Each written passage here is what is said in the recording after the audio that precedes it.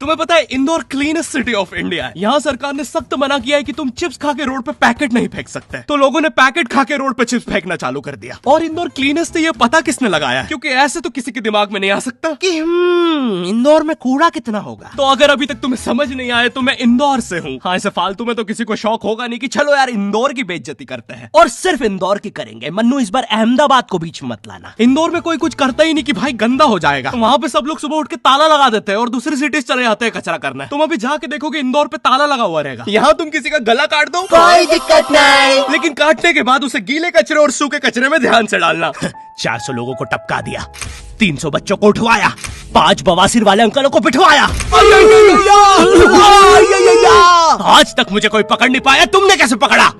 वो आपने ये गीला कचरा सूखे रहने दीजिए, मैं देख लूंगा। तो मैं इंदौर के एक पास वाले गांव खिड़किया में रहता हूँ। खिड़किया इतना छोटा गांव है, वहाँ एक वाईफाई नेटवर्क में पूरा गांव कवर हो जाता है। इनफैक्ट खिड़किया नाम भी उस वाईफाई नेटवर्क का ही था, तो गांव वालों ने सोचा यही रख लेते हैं। तो अभी खुद का चला लॉ हो गया मेरे गांव का नाम। किसी ने वो वाईफाई हैक कर लिया है। इतना छोटा गाँव है, तुम नॉर्मली भी चलोगे तो ऐसा लगेगा कि 80 की स्पीड पे जा रहे हो। चीजें इतनी तेज साइड से निकलती है। भाई यहाँ इंसानों के लिए स्पीड ब्रेकर्स लगे, और भगते समय तो हेलमेट पहनना पड़ता है। मेरे गाँव में लौंडे लड़के बोलते अपनी लोकेशन भेज, फिर उन्हें पता चलता है वो ऑलरेडी लोकेशन पर ही है। यहाँ जितने लोग हैं उससे ज्यादा तो दिल्ली में लड़कियों के मेल बेस्ट फ्रेंड्स होते हैं। इतना खाली गांव है, लोग अपनी ही गुंजी हुई आवाज से बात कर रहे होते हैं। भाई मेरा गांव मैन वर्सेस वाइल्ड के एक एपिसोड तक में है। दोस्तों, मुझे नहीं पता मैं ये कहाँ आके फंस चुका हूँ। मुझे तो ये भी नहीं लगता कि मैं यहाँ से जिंदा वापस जा पाऊंगा। यहाँ तो अपना मूत भी चैन से नहीं पीने देते लोग, वो भी आकर छीन लेते हैं। मेरे गाँव में हर जगह बेटी पढ़ाओ बेटी बचाओ लिखा है, जो की बेटियों से लिखवाया उनके स्कूल छुड़वा के। इतने अंगूठा छाप लोग पढ़ लिखने के बाद भी पेन से अंगूठा बनाते हैं। हाँ, पेन से फिंगरप्रिंट बनाने की कोशिश करते हैं। इनके सामने लड़की भी घोड़ी बनेगी तो उसे भी चराने ले जाएंगे। इतने गवार मेट्रो की पटरी पे हक देते हैं। भाई मेरे गांव में जब अंग्रेज थे तब गुलामी भी वही करते थे, क्योंकि तुम ये गांव वालों से कुछ नहीं करवा सकते। यहाँ 3-3 दिन तक बिजली नहीं आती है, लेकिन फिर भी कोई खंबे से चिपक के मर जाता है। यहाँ पे एक 10th क्लास की कोचिंग थी, और भाई ये कोचिंग पूरी प्रॉपर थी। वो तुम्हारे मोहल्ले के ट्यूशन जैसी नहीं, जहाँ वो बालों में टावल बांधकर निक्कर स्लीपर में एक दीदी तुम्हें पढ़ाती थी। वो दीदी के घर पे इतने सारे बच्चे आते थे पढ़ने, दीदी को पता ही नहीं कौन क्या है। दीदी छोड़ो, बच्चों को नहीं पता टीचर कौन है। एक बच्चा पढ़ाई में अच्छा है, सब लोग उसको ही टीचर समझ रहे हैं। वो बच्चे ने अपनी अलग कोचिंग खोल रखी है बीच में, वो नए नए टीचर्स लेके आ रहा है। स्टूडेंट्स, ये है मिस्टर अब्राहम जी, अब से आपको केमिस्ट्री यही पढ़ाएंगे। वो दीदी के घर में दीदी से ज्यादा सक्सेसफुल हो गया है। दीदी अभी भी एक कमरे में है, उसने दूसरे कमरे में बिल्डिंग बना दी है। इतने छोटे छोटे बच्चे कोचिंग जाते हैं आजकल, और वो बेचारे आज और कल ही जा पाते हैं, क्योंकि परसों तो उन्हें कोई ओमनी वैन में पकड़ के ले जाता है। इतना कंपटीशन आ गया है, बच्चे 6वीं 7वीं छोड़ के यूपीएससी प्रिपरेशन कर रहे हैं, और वो फिर भी फेल हो जा रहे हैं। हाँ, क्योंकि यूपीएससी वाले उधर 6वीं 7वीं के क्वेश्चन पूछ रहे हैं। एक क्वेश्चन था यूपीएससी का कि तुम कितनी बार 100 में से 10 माइनस कर सकते हो, और आंसर है एक बार, क्योंकि फिर तुम 90 में से 10 माइनस कर रहे हो। ये एग्जाम से आईपीएस पुलिस ऑफिसर बनते हैं। अब समझ में आ रहा है देश में इतना क्राइम क्यों है। आधा क्राइम तो आईपीएस वाले ही कर रहे हैं एग्जाम वालों को मार के, कि सालों 17-17 घंटे पढ़ा के ये पूछ रहे हो। तो मेरे गांव में जो कोचिंग थी, भाई उसका सर 10th पढ़ा के सन की हो गया था, क्योंकि भाई उसकी जिंदगी 10th की लूप में फंसी हुई है। उसकी 10th खत्म होते ही फिर चालू हो जाती है। बच्चों के मम्मी पापा उन्हें 10th के बाद कंप्यूटर गिफ्ट करते हैं। सर के पास 70 कंप्यूटर हो गए हैं। हाँ, उनके मम्मी पापा आज तक गिफ्ट कर रहे हैं, और वो भी उस जमाने का विंडोज एक्सपी। सर बेचारा सारे कंप्यूटर जोड़ के GTA 5 खेलता है।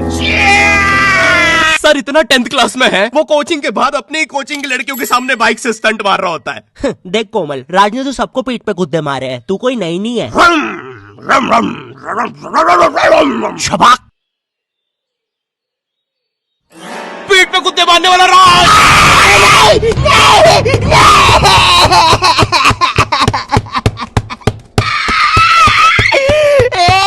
मेरी कोचिंग के बाहर हर साल एक बड़ा सा बैनर लगता था, उस पे जिस बच्चे के 90% बनते हैं उसकी बड़ी सी फोटो लगती है, और जिसके 60% बने हैं वो बड़ी सी फोटो लगा रहा होता था। वो 60% वाले बच्चे की इतनी सी फोटो आती है कोने में, वो भी खिल्ली से कूटी हुई। हाँ, बैनर के बाकी कोनों को ग्लू से चिपकाया है, बस इसकी फोटो पे खूंटा ठोक रखा है। और हर कोचिंग में ना एक पैटर्न जरूर होता है कि आगे वाले बच्चे का तो कंफर्म है, वो तो टॉप करेगा ही करेगा। उसकी तो हाथों की रकीलों तक में 96% बना है। मुझे दिखाया उसने, मैं डर गया, बाद में ट्यूमर निकला वो। भाई तू इलाज करवा ले यार अपना। चलता है तू मुझसे। कोचिंग में पीछे एक बच्चा पिट रहा है, उसकी किताब में सर ने ड्राइंग्स देख लिया। वो ड्राइंग्स उसकी थी भी नहीं, वो जिस सीनियर की बुक थी उसने बना रखी थी। ये इसलिए पिट रहा है क्योंकि इसको आज तक लगता था कि गांधी जी घूंघट पे हंसती एक औरत है, और नेहरू जी ये है नेहरू जी। इस बच्चे के हिसाब से हमारी आजादी की लड़ाई कुछ ऐसी दिखती है।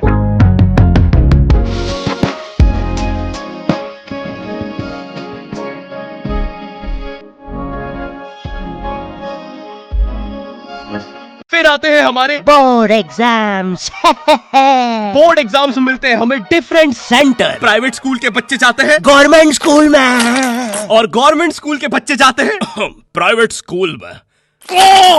और भाई बहुत डिफरेंस होता है इन दोनों स्कूल में। प्राइवेट स्कूल के बच्चे बोलते हैं हमारे स्कूल के नीचे कब्रिस्तान है, गवर्नमेंट स्कूल के बच्चे बोलते हैं कब्रिस्तान के नीचे हमारी स्कूल है। गवर्नमेंट स्कूल की बेंचेस हमेशा हिलती रहती है। वहाँ के बच्चों की बुंड का बैलेंस ही वही हो चुका है। उनको तुम नॉर्मल बेंच पे बिठाओ वो उस पे भी हिलता रहता है। और भाई यहाँ की टॉयलेट ये बस टॉयलेट के लिए यूज नहीं होता है। अरे तुझे श्रेया का नंबर याद है क्या? चल मेरे साथ। कहाँ? अरे बाबा यहाँ तुझे किसी भी लड़की का नंबर मिल जाएगा। श्रेया अग्रवाल, श्रेया बंसल, श्रेया शर्मा, श्रेया राजा ने मिल गया। अरे लेकिन ये तो बंद है। अरे तो टेंशन की क्या बात है, इधर आइए ना, इधर बाकी नंबर भी है, चेक करिए। Shreya Jio, Shreya Airtel, Shreya Idea. Hello Shreya. हाँ बोल।